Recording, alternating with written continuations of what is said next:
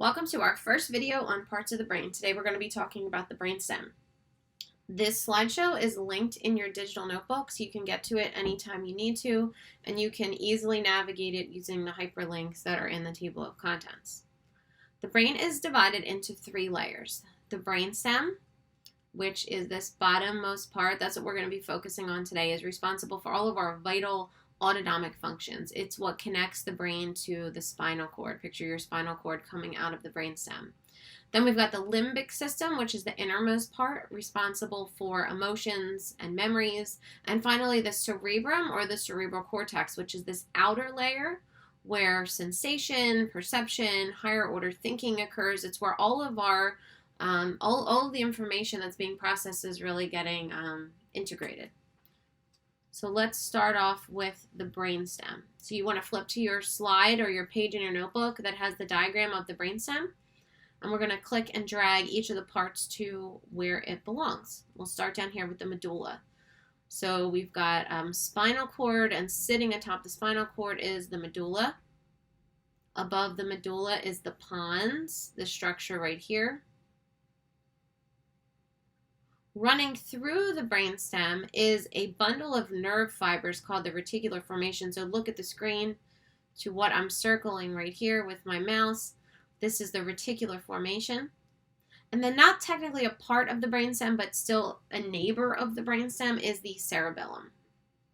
We're talking about it along with the brainstem because of its proximity to the brainstem. This is the cerebellum right here.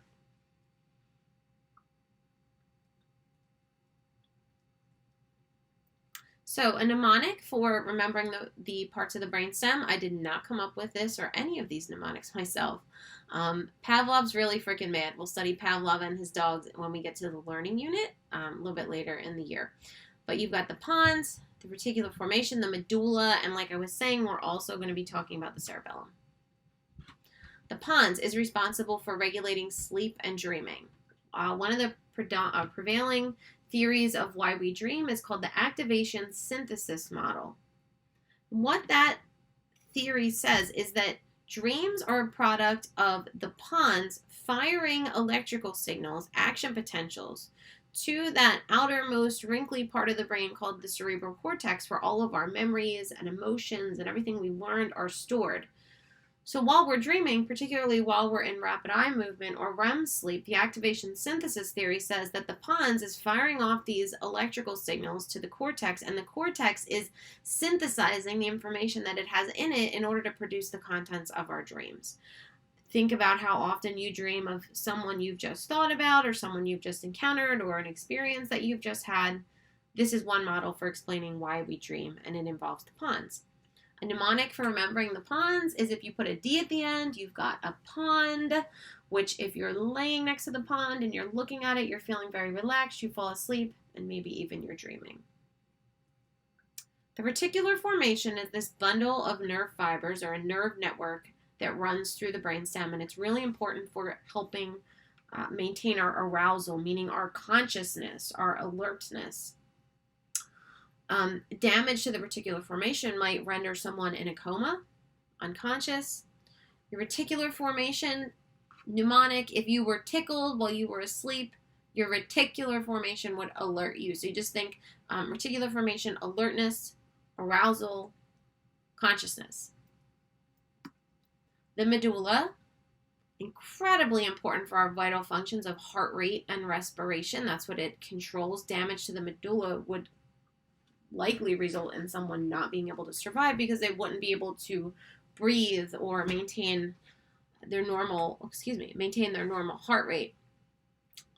A mnemonic is picturing an Olympic athlete wearing gold medals like medulla around her neck, covering her heart and her lungs, because the medulla is responsible for heart rate and respiration. And finally, the cerebellum, the little brain, is responsible for several things. Our procedural memory is believed to be stored, or rather a product of the cerebellum's function. So your procedural memory is your memory for how to ride a bike, how to brush your teeth, how to do all those kinds of procedural things, what to do when you get into a car and you are driving the car, all of those types of movements are muscle memory. It's also responsible for coordinating our movements, like my ability to pick up a cup and drink from it without spilling the cup all over the place. That's a coordinated movement.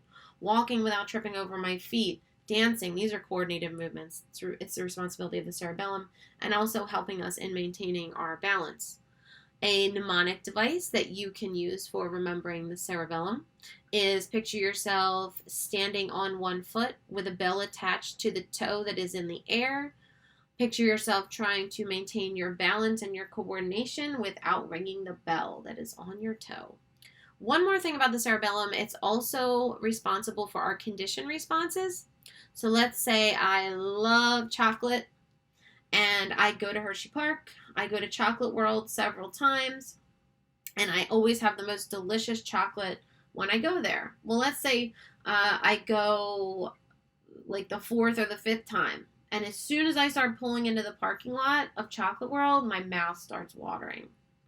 That's an example of a conditioned response because I've learned to associate chocolate with the building itself or just pulling up to the building itself. That's an example of a conditioned response and also something that the cerebellum is responsible for.